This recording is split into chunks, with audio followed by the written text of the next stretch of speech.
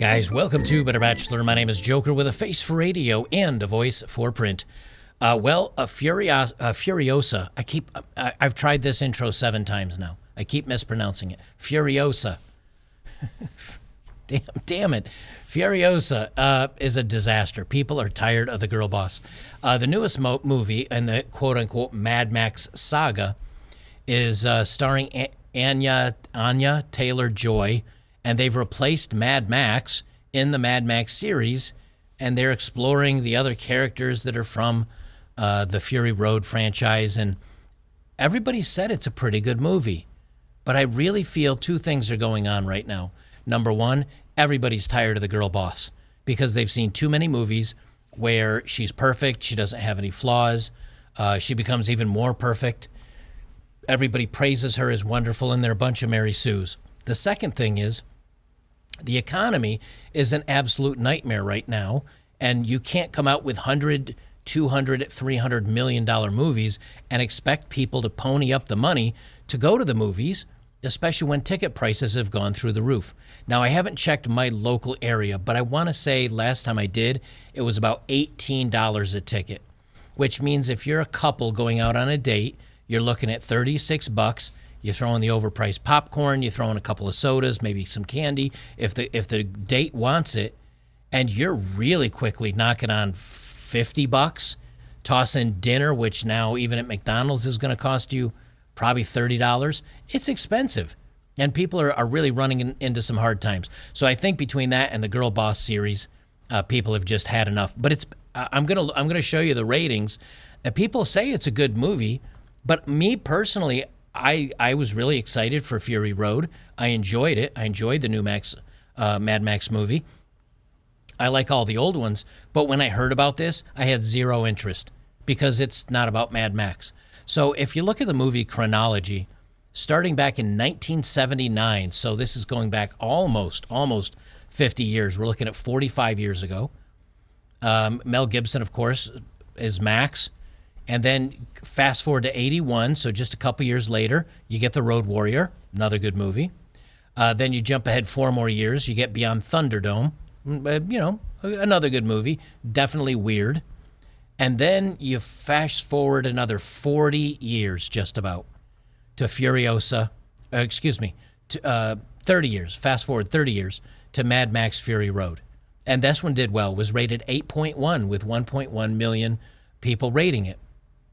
I don't mind Tom Hardy as Mad Max. I think he did a good job. What I think they really should have done is get old Mel Gibson into the Mad Max series and show it, near the end of his life, kind of what he's accomplished and what's going on and how he's survived and how he's faring. That's a movie I think me and myself and many other Mad Max fans would enjoy. But instead, they're like, nope, time to go down the girl boss direction. So Fury Road came out in 2015. It was rated quite well. And yes, they did bring Charlize Theron up as equal protagonists with Tom Hardy as the Mad Max. But now they've gone down a completely different road. They say the origin story of renegade warrior Furiosa before her encounter and team up with Mad Max. And the world collectively sighed and said, we don't care. She wasn't that interesting a character to begin with. All of these were directed by George Miller. So it's not even a talent of the writing because this was written by George Miller. It has nothing to do with the writing or the directing. It has to do with interest in the movie. Furiosa, this is a headline someone snipped out for us.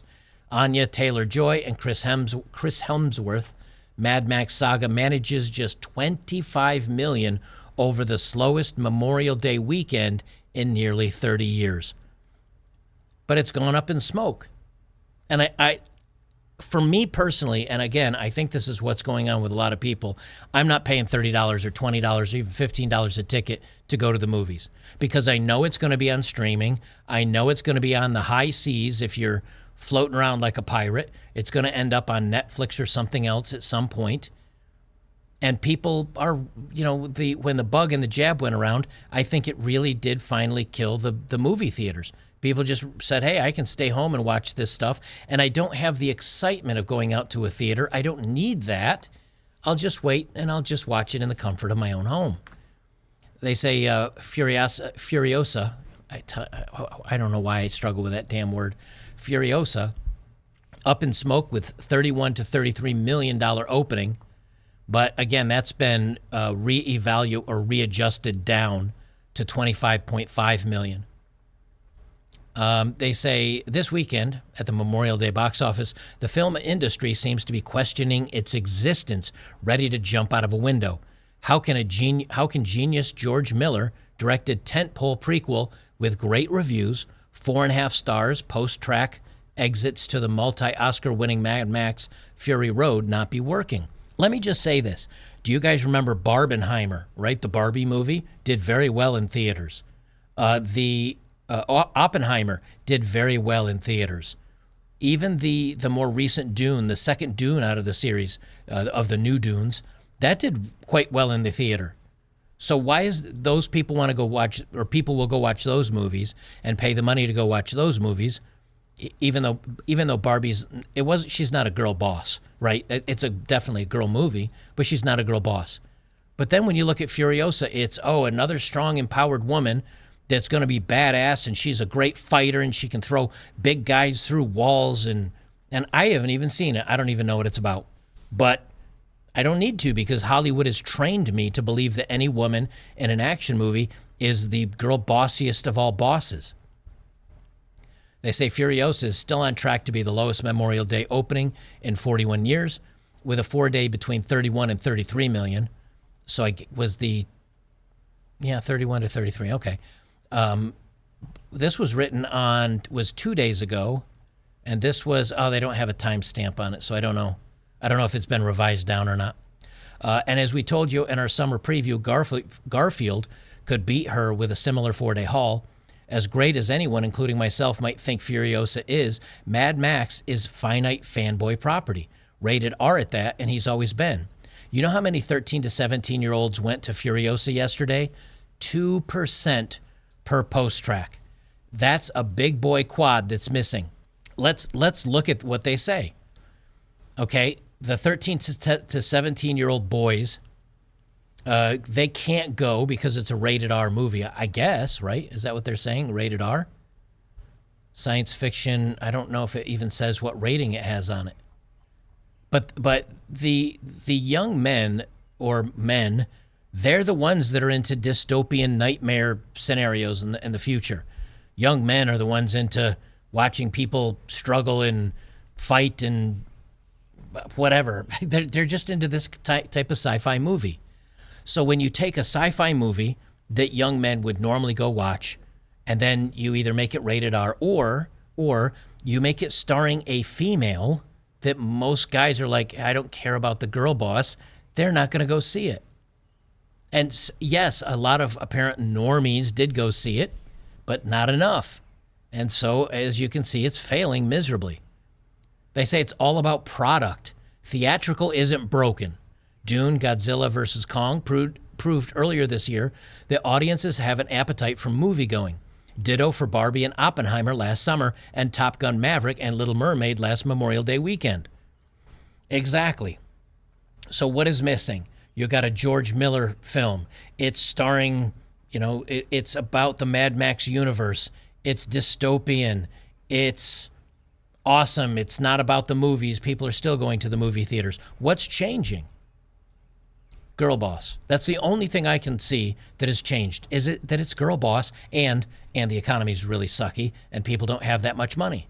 That's the only thing I can pick out that's really different. They say, yes, we can point fingers at marketing and cry that Anya Taylor-Joy is no Charlize Theron to put butts in seats, but really, even if the latter Oscar winner reprised her role here, how much more money are we talking about in the box office this weekend? 10 million? 15 million? She'd be CGI'd and de-aged in the movie, and Miller didn't want that. And that alone could have sidelined more Mad Max fans. Pause. No. We're not Mad Max fans because of Charlize Theron. We were Mad Max fans because it was the first return to the franchise in decades, and it had Tom Hardy, And that was enough, at least for me. I said, okay, I'll check out. Let's see how Tom Hardy does Mad Max. Now take Tom Hardy out of Mad Max. Even if Anya Taylor-Joy and Charlize Theron were both in it, what do you have? Girl boss movie. Nobody's interested in the girl boss movies when it's primarily a franchise that men like. They can't put the two together because that would make them, I don't know, misogynistic or something. Friday afternoon, ouch, it's looking really bad. Warner Brothers' Furiosa is possibly posting the lowest opening for a Memorial Day movie in 41 years, with a 4-day between 31 and 35 million. How the holy heck is that? If the George Miller directed prequel comes in on the low end, the last time a number one movie or Memorial Day opening title filled a 4-day gross take that was lower than that was back in 1983 when Return of the Jedi made 30 million. And that was a lot of money back then. Right, so you take out the inflation numbers, and Return of the Jedi made way more than 30 million in today's money. So this may be the worst opening in 40 years. They say if Furiosa hits the high end of its current range at 35 mil, that's the lowest Memorial Day weekend opening since 1984's Indiana Jones and the Temple of Doom, which did 33.9 million. Those 1980 grosses are not adjusted for inflation.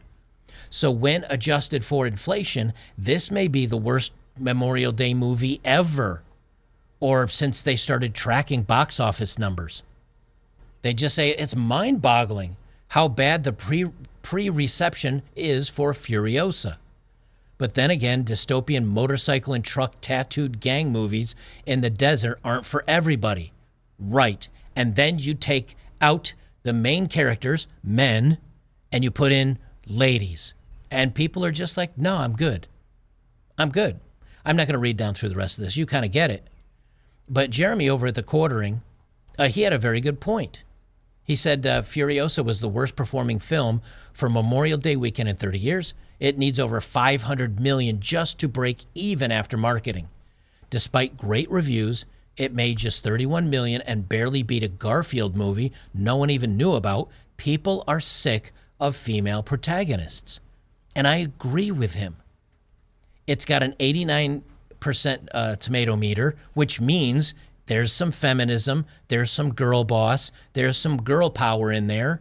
There's got to be representation and diversity. Those things have to be in there for the critics to give it a good score. But the audience also said, hey, this is really good. 91% of people went to see it.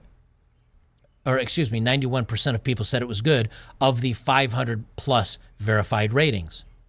Verified ratings. Say that they've started to change how people are voting for this stuff.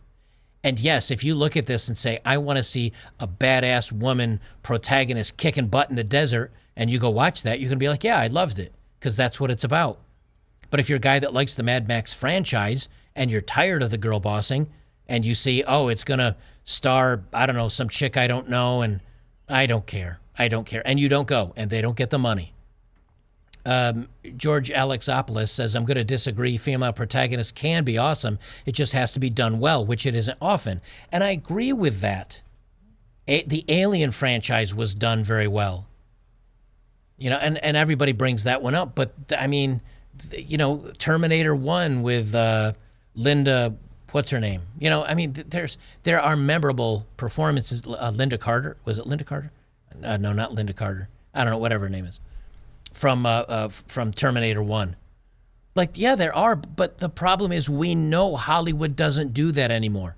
Hollywood doesn't take a person that's struggling, that has a hard time, she finds a character arc, she becomes more powerful, she's still got foibles and weaknesses, but she learns, and in the end, she conquers the day. That's a story arc. Now it's girl boss is powerful, she's awesome, everybody respects her, and then she becomes even more powerful, and then she beats the bad guy at the end. There's no story arc. Wall Street Silver says, sad to say, but Hollywood is dead. I don't agree with that, but I think it's on its way out if they don't learn what people want to see. Luigi says the movie was way better than I expected, and Furiosa as a character didn't at all confirm to all of those girl boss tropes that have become so stale and annoying. He said, okay, so it didn't. Apparently it wasn't all girl boss. Then what's the problem? We expect girl boss. Hollywood just constantly does girl boss. And so people are like, I'm not going to risk it. They've fooled me too many times. Hollywood has fooled me too many times. Also, we don't care about, I don't care. It's not believable to me to watch a 110-pound woman like fight off big guys and that she's tough and she's a survivor and she's going to show the men. No, I just don't believe it. There are women, but there are very few women that are actually like that. And I'll leave it at this one. Texas Surplus Pro says, Mad Max without Mad Max isn't Mad Max. Imagine giving the fans what they want, an older, haggard Max making his way through the wasteland. Exactly. Nobody has any desire for this.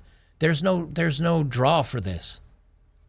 You're taking a universe that men like, and then you're framing it. I mean, seriously, on the poster, the traditional bad guys are here in this tiny little background. Here's a bad guy.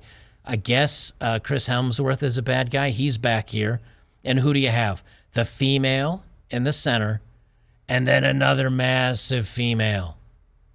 Two images of the women, and the men are all in the sidelines. Even if that's not the way it goes, we're going to guess it is.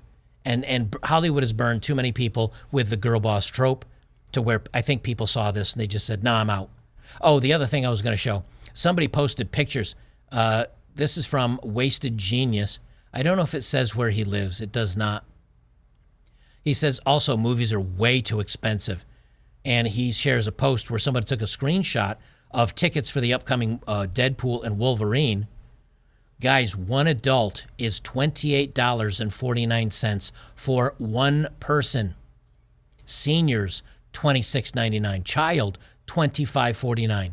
If you're two adults and you want to take your two kids to watch a movie wherever this guy's living, if you're a family of four, it's $100 just to sit down in front of the movie.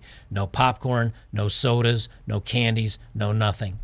Who can afford that? I mean, I do okay for myself. I'm just one person. But you're going to tell me, hey, do you want to go, Joker, do you want to go by yourself to a movie theater? And even if you don't get the snacks and anything else, and do you want to pay $30 to watch a movie? My answer is hell no. Hell no. I struggled when it was $10 or $15 a ticket. I didn't want to do it. Now, in this case where it's 30, I say, nope, I'll sail the high seas, or I'll purchase it for Blu-ray DVD for $20 or so on Amazon, or I'll even wait until it's older than that, until it gets on streaming or something. There's no high energy, I must see this today. And I think that's another thing that's happening, is back when there wasn't anything, to watch, you had TV, way back in the day, you had TV and whatever came on TV. And then you had VHS, and you could go to the store and rent movies. And so a lot of times people would just do that instead of going to the movies. That's why Blockbuster became a thing. Then it went to streaming with Netflix. And now if I want to, I have a library of media that I can go watch, which includes the original Mad Max and all the iterations of Mad Max, up to and including Fury Road. I own that on a hard drive. I purchased digital download, but I own those movies now. So there's no rush for me to get to the movies because there's other things I can watch. I can wait.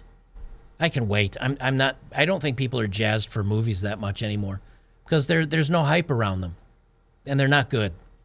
Hollywood has burned us, and they're getting what they asked for.